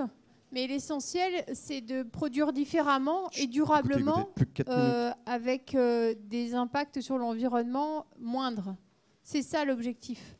Quand tu parles d'entreprise durable, quand tu parles de raison d'être ou d'entreprise à mission, tu vas intégrer dans ta stratégie d'entreprise les impacts environnementaux et sociétaux sur la santé de ton entreprise. Donc, c'est pas forcément produire plus, c'est produire mieux. Ça te va comment, ça? Il dit qu'il prend la réponse. Et c'est vrai que je pense ce respect parce que c'est un grand débat. J'ai ce point de vue. L'essentiel, c'est l'échange. Et n'hésitez pas à continuer cet après-midi. Quelles seraient vos idées, vos actions Une action, une idée, là? Tac, tac, tac, les entreprises. J'ai l'impression que ça continue cet après-midi. Ah, une action, une idée. Donc tout à l'heure, on parlait d'égalité entre les sexes. Faut aussi prendre en compte le fait que les femmes ont des parcours des fois de carrière différents. Donc ça peut être des interruptions de carrière pour différentes raisons ou alors des reconversions. Et notamment, je pense qu'au cours de l'embauche, c'est des choses peut-être à prendre en compte. Et peut-être que c'est du ressort également du RSE. Je sais que chez Scalingo, donc mon entreprise, on a une grille de salaire public donc qui va dépendre de l'ancienneté dans l'entreprise, de l'ancienneté et expérience en général, et du type de poste. Et ça permet aussi d'avoir une visibilité sur comment est-ce qu'on évolue dans l'entreprise, etc. Après, peut-être qu'à un niveau plus global et politique, ça peut être aussi que ce genre de grille de salaire public soit mise en avant et soit communiqué à l'extérieur ou même sur les écarts de salaire, et qu'en fait il y ait plus de choses mises en place, donc soit que ce soit des obligations légales, soit que ce soit peut-être des prérogatives des fois de syndicats ou ce genre de choses, mais je pense que ça peut être des mesures de ce type. Voilà. Qui viennent directement des RH des entreprises. Potentiellement. De manière volontaire. Je suis tout à fait d'accord. Bonjour à tous. Moi, je suis aussi un ancien d'ici. Je suis sorti en 97. Ça me fait bizarre. Clairement, pendant mon parcours de formation, on n'abordait absolument pas du tout ces questions-là. En fait, vous l'avez bien dit avant, toutes ces questions-là, elles reviennent à vous poser des questions sur vous-même. Qu'est-ce que je suis prêt en fait à changer dans ma propre vie? Et ça, c'est une question qui est super importante. Qu'est-ce que je suis prêt à acheter en moins ou alors un peu plus cher pour que ça dure plus longtemps? Qu'est-ce que je suis prêt en fait à faire dans mon quotidien? Est-ce que j'éteins mon ordinateur le soir ou mon téléphone le soir pour consommer moins de courant?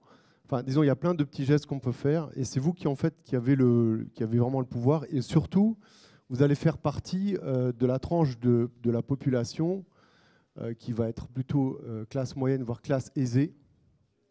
Et donc, effectivement, avec votre carte bancaire, vous avez un réel pouvoir, et vous avez aussi quelque part un devoir d'exemple. Et c'est ça aussi que j'aimerais vous laisser. Nous qui avons les moyens, nous avons aussi un devoir d'exemple vis-à-vis du reste de la société, parce que nous avons les moyens. Est-ce que quand vous allez construire une maison, vous allez vouloir absolument avoir une piscine?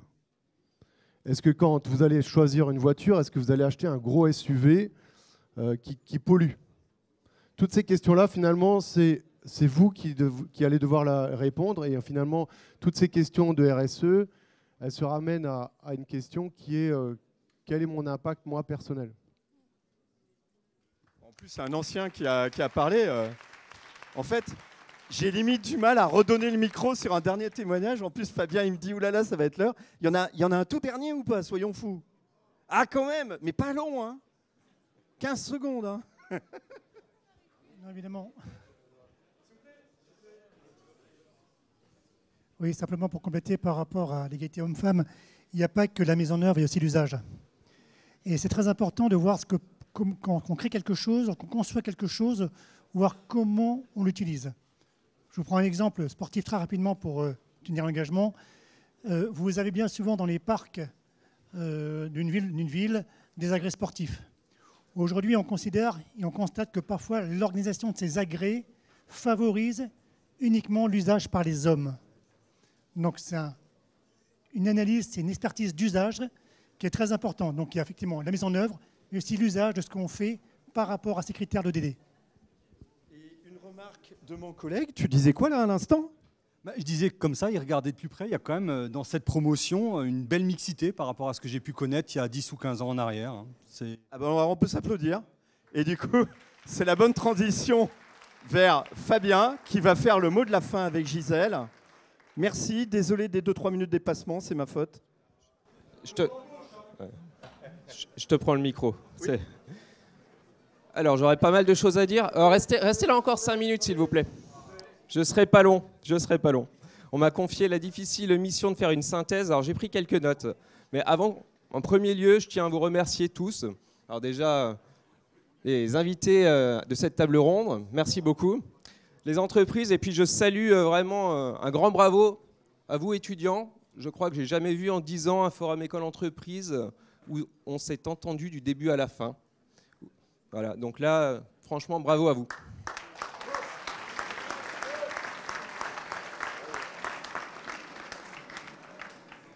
Alors j'ai fait quelques anti-sèches, enfin quelques notes de synthèse sur tout ce qui s'est dit. Alors, il y a aussi des petites choses un peu plus personnelles. Le premier point, j'ai envie de vous dire, soyez résolument optimiste. Alors être optimiste, ça ne veut pas dire être naïf. Voilà, mesurez bien la différence entre ces deux propos. Mais soyez optimiste. Ne soyez pas dupes. Ça, j'ai pas trop d'inquiétude. Vous ne l'êtes pas. Mais vous faites des lectures ici et là. Chacun a des avis bien tranchés. Faites-vous vos propres avis. Croisez les documents. Croisez les sources. C'est capital. C'est très facile de faire croire quelque chose. J'ai ressenti à un moment une petite gêne, un petit sentiment d'impuissance. Vous voyez, vous avez pris l'exemple de Madame Mirabel. Effectivement, c'est enfantin, c'est pas. Mais néanmoins, ça pointe quand même certaines choses. Vous avez dit oui, mais on n'a pas calculé tout le bout, toute la chaîne. Moi, j'ai envie de vous dire, si vous voulez participer au changement, prenez les choses les unes après les autres. Vous n'arriverez pas à tout changer en un seul moment. Voilà, il y a une histoire de moment, il y a une histoire de temporalité. Donc prenez les choses, évaluez dans l'ensemble, mais à un moment donné, il faut s'attaquer à un bout du problème. Ça me paraît tout à fait capital. Donc, soyez créatifs et ne prenez pas tout au premier degré. Évidemment, certains exemples qu'on peut faire, c'est caricatural, mais néanmoins, ça a le mérite d'insister sur des choses sur lesquelles on n'insistait jamais avant. Donc ça, c'est important. Si on résume au niveau un peu entreprise, j'ai noté 3 mots. Équitable, durable, mais néanmoins prospère. Parce que sinon, l'entreprise, elle s'écroule. Donc, si vous voulez conserver votre travail, différentes possibilités d'améliorer les choses. Tout d'abord, utiliser des technologies plus propres, moins impactantes. Un exemple. Autre chose, une pratique éthique et durable dans la chaîne, dans la supply chain, la chaîne d'approvisionnement. Ça fait aussi partie des choses. Là-dessus, on peut gagner beaucoup juste en changeant sa chaîne d'approvisionnement, même si on ne change pas dans un premier temps ses pratiques internes, ses machines-outils, par exemple, on peut énormément progresser.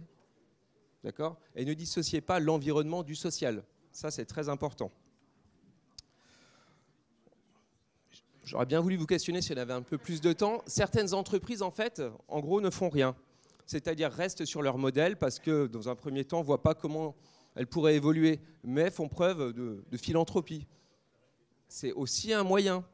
Si, dans un premier temps, on ne voit pas comment évoluer, on peut aider à évoluer les autres. N'oubliez pas ça. De mon point de vue, toute entreprise a un intérêt fort à évoluer. Ce sera un avantage concurrentiel, pas à long terme, mais à moyen, voire à court terme. D'une part, vos fournisseurs, mais également vos clients seront de plus en plus enclins à aller vers vous. Mais il faudra toujours communiquer là-dessus. Et communiquer, ce n'est pas forcément faire des grandes choses. C'est des petits exemples concrets. Voilà. On parlait tout à l'heure de l'exemple des cantines, toujours avec ce film Madame Mirabel. Mais à un moment donné, vous avez parlé de camions pour ces cantines, mais vous avez oublié une chose, c'est qu'avant, il y avait aussi déjà des camions qui venaient. Ils ne sont pas nouveaux. Bon, je vais arrêter là. J'ai rédigé un peu ma petite dernière phrase. Et en conclusion, je voudrais vous encourager à devenir des acteurs de changement de cette société, mais pas de la société de demain. C'est la société d'aujourd'hui. Et c'est vous qui la construisez par vos études et par votre futur emploi. Actuellement, vous avez un marché de l'emploi qui est très ouvert. Donc, à vous aussi d'aller dans la bonne entreprise. Voilà. Donc, je vous encourage principalement déjà tous les 2A à être présents cet après-midi. On a plus de 40 entreprises qui sont là pour vous. D'accord ? Donc, on les remercie en avance et je passe très, très rapidement le micro pour les consignes du début d'après-midi. Merci à vous.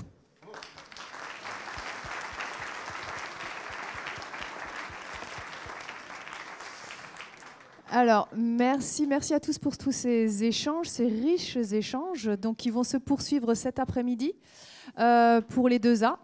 Donc, on vous donne rendez-vous 13h45 ici, devant l'amphi, pour récupérer vos badges, des informations sur les entreprises qui sont présentes et pour vous expliquer un petit peu le principe de fonctionnement pour que vous puissiez profiter au maximum.